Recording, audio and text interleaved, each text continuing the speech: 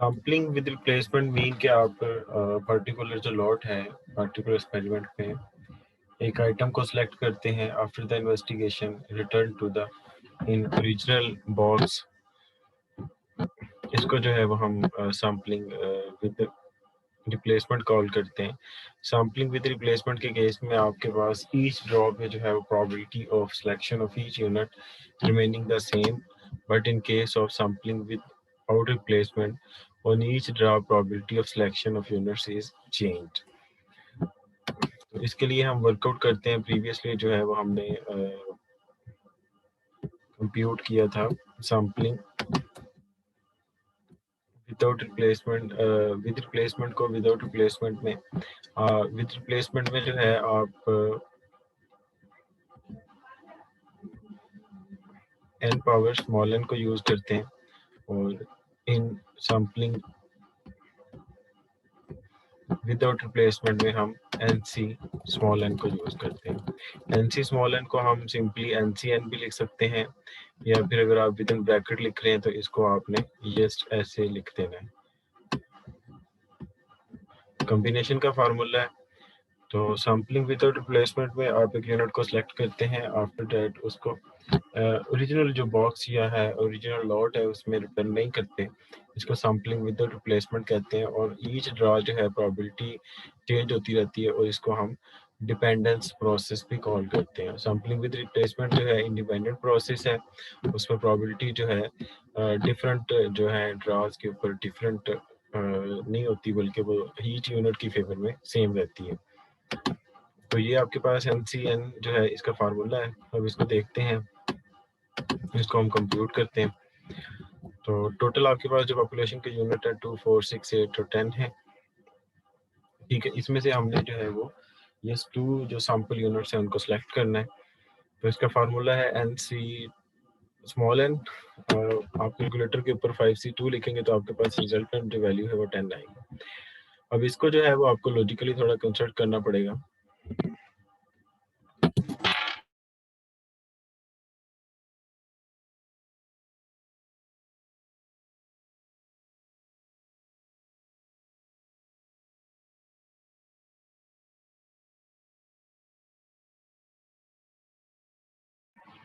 आपके पास जो है सैम्पलिंग विद रिप्लेसमेंट में capital N power small n, इस केस में capital N combination small n।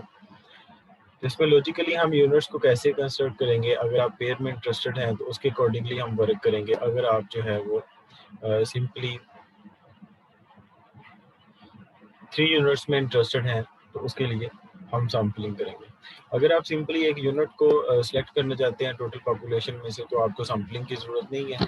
उसमें पॉसिबिलिटी है, एक्चुअली जो सैम्पलिंग डिस्ट्रीब्यूशन है ये हमें फैसिलिटेट करता है कि टोटल पॉपुलेशन को यूज़ करके हम उसमें पॉसिबल जो कंट्रास्ट है वो कैसे कंस्ट्रक्ट कर सकते हैं। आपके पास 2, 4, 6 है, तो इसके लिए हम सबसे पहले काम करेंगे। तो जो भी आपका आंसर आएगा टोटल नंबर ऑफ सैंपल के लिए, उसके अकॉर्डिंगली जो है आपके सैंपल नंबर जो है वो बनने चाहिए। अगर नहीं बन रहे तो इट्स मीन कि आपको मिस्टेक कर रहे हैं। अदरवाइज आपका जो पॉसिबल सैंपल्स का इस फार्मूले से रिजल्ट आता है, सैम्पलिंग विदाउट के फार्मूले से रिजल्ट आता है, या सैम्पलिंग विद रिप्लेसमेंट के फार्मूले से रिजल्ट आता है, आपने उसी को फॉलो करना है। तो इसमें जो है इसको हम लिखते हैं। सबसे पहले आपके पास जो वैल्यूज हैं इनको देखते हैं हम, ये है क्या हमारे पास एक्चुअली ये वैल्यू जो है 2, 4, 6, 8 और 10 है। सबसे पहले इसका हम लॉजिकली पेयर बनाएंगे। प्रीवियसली जैसे हमने देखा कि उसमें हम एक फार्मूला यूज करते हैं, तो इसमें लॉजिकली हम सबसे पहले 2 के साथ 4 को अटैच करेंगे। ठीक है, 2 के साथ 4 अटैच करेंगे और इसको लिख लेंगे 2, 4। ठीक है, नेक्स्ट पे हम क्या करेंगे, 2 के साथ 6 लिख लेंगे। ठीक है, ऑल पॉसिबिलिटीज को हम डील करेंगे। फिर 2 के साथ जो है वो हम 8 को लिखेंगे। अगेन रिपीट कर रहा हूँ, 2, 4, 2, 6, 2, 8।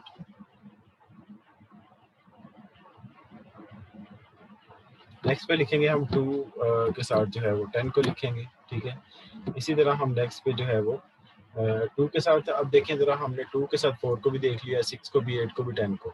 हम इस पे जो है वो प्रोसेस को रिवाइज नहीं करेंगे, बल्कि इसको कंटिन्यू फॉरवर्ड टाइप वर्क करेंगे। इसमें अब हम क्या करेंगे, 2 को जो है वो स्किप कर देंगे।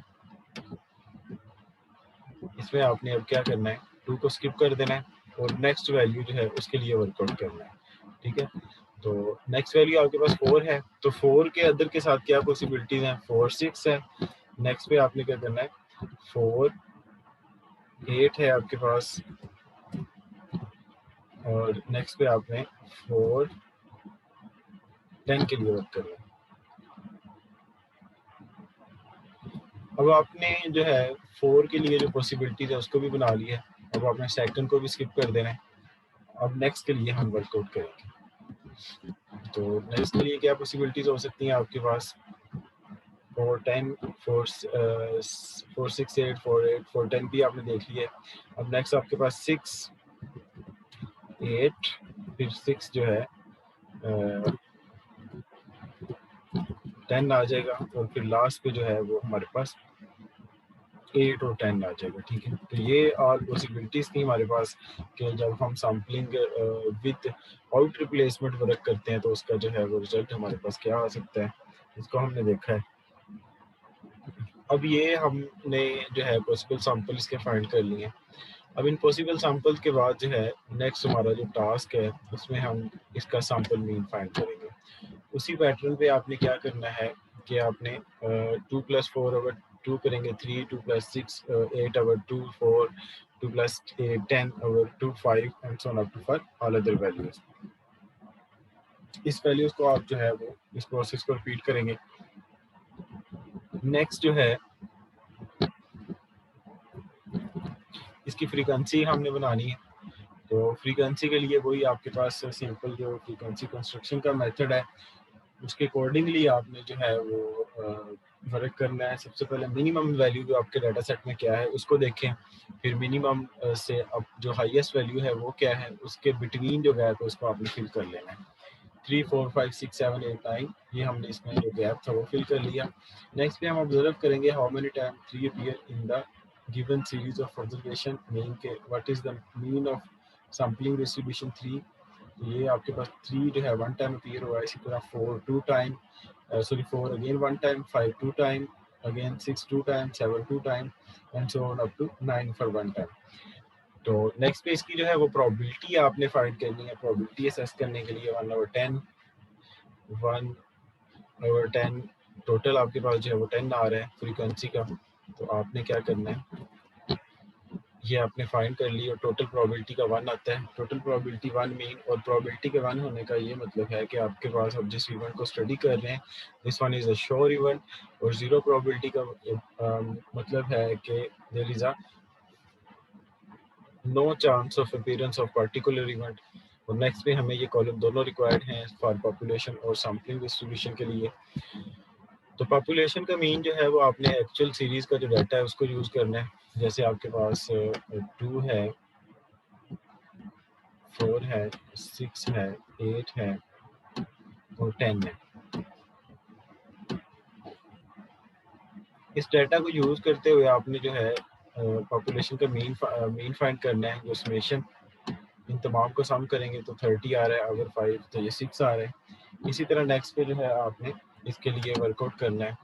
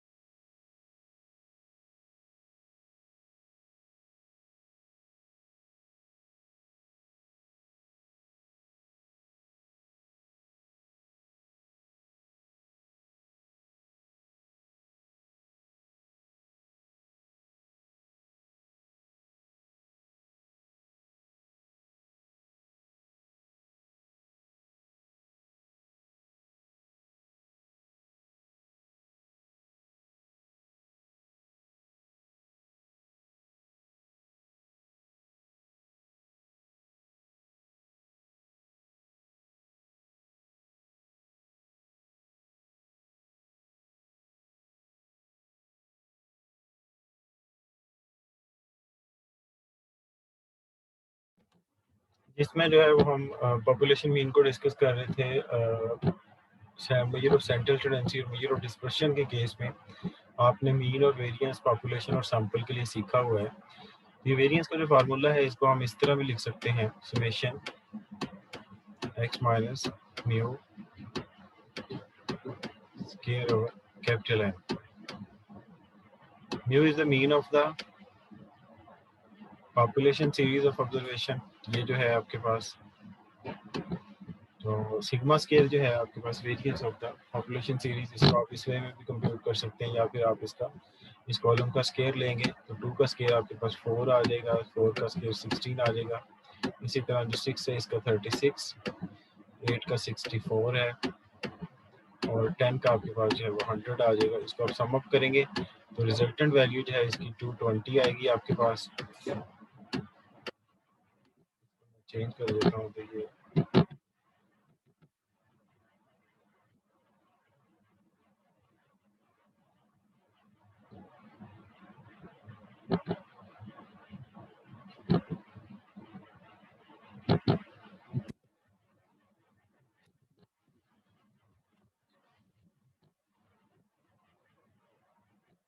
220 आ गई आपके पास ओवर 5 माइनस 30 ओवर 5 स्केयर, तो दिस वन इज 8। और नेक्स्ट पे जो है वो हमें फ्रॉम सैम्पलिंग डिस्ट्रीब्यूशन जो है कंपटीशन रिक्वायर्ड है, इसको मैं रेज कर रहा हूँ। तो इसमें ये डिफरेंस जो है आपने देख लेना है, पॉपुलेशन और सैंपल मीन का जो है ये बड़े ध्यान से आपने कंप्यूट करना है। और इसमें from sampling distribution of mean जो है ये हमने कैसे कंप्यूट किया है, ये डिफरेंट कंसेप्ट है। तो इसकी तरफ मूव करते हैं। इसको कंप्यूट करने के लिए सबसे पहले हमें जो है म्यू ऑफ एक्स बार चाहिए। तो mu x bar expected x is equal to summation p of x bar. तो ये कॉलम हमें चाहिए पी ऑफ एक्स बार का, उसका हमने सम लेना है। तो पी ऑफ एक्स बार जो है आपके पास, ये हमने फ्रीक्वेंसी से हमने प्रोबेबिलिटी बनाई, इस प्रोबेबिलिटी को हमने एक्स बार से मल्टीप्लाई करवाया, तो ये पी ऑफ एक्स बार का कॉलम आ गया। This one is summation p of x bar का 60/10। ये summation p of x bar 390/10 आ रहा है। तो ये वैल्यूज हमने इस फार्मूले में रिप्लेस की। Variance sigma square x bar summation p of x bar square minus summation p of x bar whole square 39 minus 36 is equal to 3 आपके पास है, इसका फाइनली रिजल्ट आ गया। नेक्स्ट पे इसकी वेरिफिकेशन है। तो वेरिफिकेशन के लिए आपने mu x bar is equal to mu के पॉपुलेशन जो मीन है आपके पास,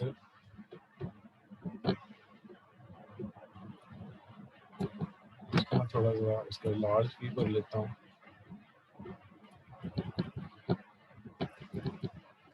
ये देखिए, ये आपके पास म्यू एक्स बार, ये आपके पास सैम्पलिंग डिस्ट्रीब्यूशन का जो मीन है वो भी सेम आया है, पॉपुलेशन सीरीज का मीन भी सेम आया है। तो अब इसमें थोड़ा ये इतना कॉम्प्लिकेटेड भी नहीं है, थोड़ा आप इसके ऊपर ज़रा फोकस करेंगे तो इजीली कंप्यूट कर सकते हैं। तो सबसे पहले आपकी पॉपुलेशन का डाटा गिवन था, 2, 4, 6, 8 और 10 वैल्यूज थी। उन वैल्यूज को आपने जो है उसका पॉसिबल सैंपल ड्रा किए। वो पॉसिबल सैंपल आपके पास पेयर की फॉर्म में भी हो सकते हैं। 3 अगर सैंपल यूनिट में आप इंटरेस्टेड है तो वो भी उसमें पॉसिबिलिटी है, ठीक है। तो ये आपने वर्कआउट किया, सैम्पलिंग डिस्ट्रीब्यूशन बनाई, नेक्स्ट में पॉपुलेशन का मीन और वेरिएंस फाइंड किया, फिर जो है फ्रॉम सैम्पलिंग डिस्ट्रीब्यूशन जो है वो हमने इसका वेरिएंस जो है वो कंप्यूट किया। आफ्टर दैट इसकी वेरिफिकेशन की तरफ जा रहे हैं। वेरिफिकेशन जो प्रॉपर्टीज हैं उसमें इसका फार्मूला सेपरेट है। In case of sampling with replacement sigma square x bar, this is the value of the sampling distribution variance, जो हमारे पास 3 आ रही है। अब ये पोर्शन जो है इसमें हमने वैल्यूज को रिप्लेस करना है। Capital N is the total number of units as 5. Small n is the selection units 2. 5 minus 1 sigma square is the variance of the population. This one is 8 over 2. तो ये आपके पास जो है ये सैम्पलिंग विद रिप्लेसमेंट का case है। उसमें और हमने मेथड यूज किया था, और ये प्रेजेंटली हम वर्क कर रहे हैं सैम्पलिंग विदाउट रिप्लेसमेंट का केस है। तो इसको जरा मैं थोड़ा सा आपको शो करवाता हूँ, देखिए जरा।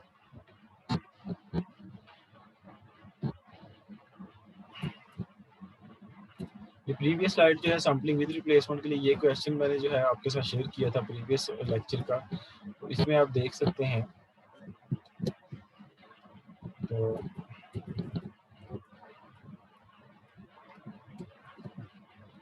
इसमें आपके पास जो वेरिफिकेशन प्रॉपर्टी है सैम्पलिंग विद रिप्लेसमेंट के लिए, ये सिग्मा स्क्वायर ओवर एन, इसमें हम सिर्फ और सिर्फ जो है वो सिग्मा स्केयर की वैल्यू को रिप्लेस करते हैं और जो रिजल्ट है उसको डिस्क्राइब कर लेते हैं।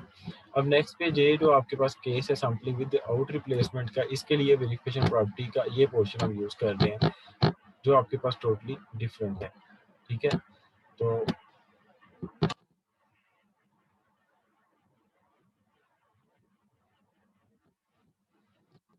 इसको यूज करके जो है वो आप कंप्यूट कर सकते हैं। ये आपके पास 2 केसेस के लिए था। अब नेक्स्ट जो है आप इसी एग्जांपल को जो है 3 के लिए कंसीडर करके भी कंप्यूट कर सकते हैं।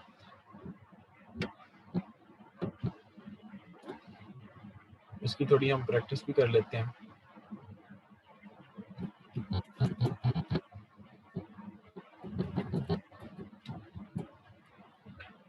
एक एग्जांपल जो है उसको हम सपोज कर रहे हैं जिसमें आपके पास टोटल यूनिट्स जो है वो हम 4 कह देते हैं और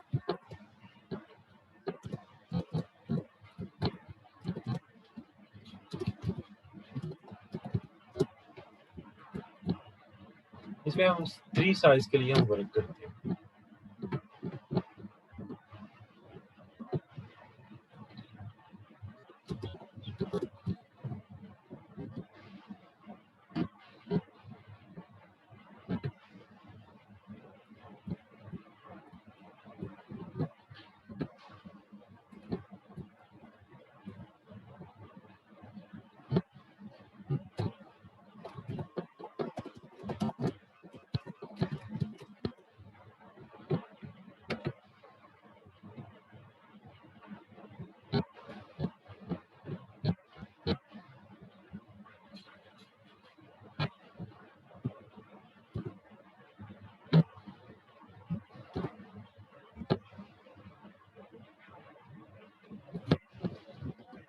तो प्रेजेंट केस में आपके पास जो टोटल कैपिटल एन है इक्वल टू 4 है और सिलेक्शन यूनिट जो स्मॉल एन है this one is equal to 3 है। ठीक है, तो इस केस के लिए आपके पास जो है हम 3 सैंपल यूनिट के लिए इंटरेस्टेड हैं। तो आप देख सकते हैं इसमें हमारे पास जो है वो पॉसिबल सैंपल यूनिट क्या बनेंगे। आपने लिखना है 4C3। 4C3 जो है वो आप कैलकुलेटर पे लिखेंगे।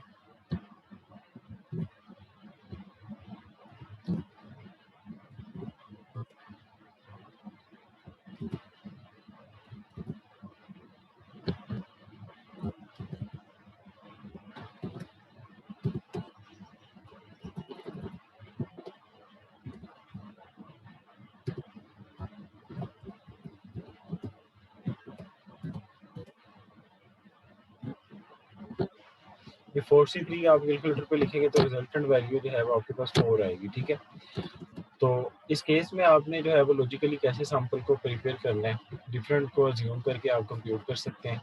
सबसे पहले आपने जो है, अब इसमें प्रीवियसली हमने सिर्फ एक सिंगल यूनिट को फिक्स किया था। जैसे मैं इसको थोड़ा रिवाइज कर देता हूँ कि इसमें हमने क्या किया था, 2 को जो है वो हमने फिक्स किया था, फिर 4 के साथ उसका जो है वो कॉम्बिनेशन लिया, फिर 6 के साथ, फिर 8 के साथ और 10 के साथ। ऑल पॉसिबिलिटी हमने उसकी एक्सप्लोर कर ली। अब आपके पास जब ज़्यादा यूनिट्स हैं तो उसके लिए आपने क्या करना है, आपने अगर 3 के लिए सिलेक्ट कर रहे हैं तो फर्स्ट 2 यूनिट्स को आप जो है वो फिक्स करेंगे। अगर आप 4 के लिए कर रहे हैं तो फर्स्ट 3 यूनिट्स को आप फिक्स करते जाएंगे। ठीक है, तो इसके लिए पॉसिबल केसेस हमारे पास क्या बन सकते हैं। सबसे पहला केस जो है 2, 4, 6 और 6 का बनेगा। अब इसमें हमने बात ये की है कि हमने 2 और 4 को फिक्स करना है, बाकी के साथ रैंडमली इसको ऑब्जर्व करना है। ठीक है, नेक्स्ट हमारे पास जो पॉसिबिलिटी है 2, 4 जो फिक्स है, नेक्स्ट 8 के साथ इसको देखेंगे। अब 2, 4 और 2, 4 की जो ऑल पॉसिबिलिटीज हैं उसको हमने 4 के साथ ऑब्जर्व कर लिया। अब हम 4 को स्किप कर देंगे, नेक्स्ट जो है वो हम 6 की तरफ मूव करेंगे और 6 को फिक्स कर लेंगे। ठीक है, तो इसमें अब आपने क्या करना है, 2, 6 और 8। ठीक है, तो अब आपने 6 के साथ भी इसकी तमाम पॉसिबिलिटीज देख ली हैं, तो 2 की और कोई पॉसिबिलिटी नहीं है। 2, 6, 8 लास्ट पॉसिबिलिटी थी। ठीक है, अब हम क्या करेंगे, इसको अरेज करेंगे और फर्स्ट जो डिजिट्स है जिधर से हमने फिक्स करवाना स्टार्ट किया था उसको हम स्किप कर देंगे। अब नेक्स्ट की तरफ मूव करेंगे, हम 2 को स्किप कर देंगे, नेक्स्ट जो है वो हम 4 वैल्यू लेंगे। 4, 6 और 8 लास्ट पॉसिबिलिटी, इसमें हमारे पास 4, 6 और 8 बचती है, इसको हम लिखेंगे 4, 6 और 8। तो ये जो है आज की क्लास का टास्क है, इसको आप डिफरेंट जो है वैल्यूज़ के लिए ज़ूम करके कंप्यूट कर सकते हैं। इसमें कोई इशू आ रहा है तो आप लोग जो है काइंडली मुझसे पूछ सकते हैं।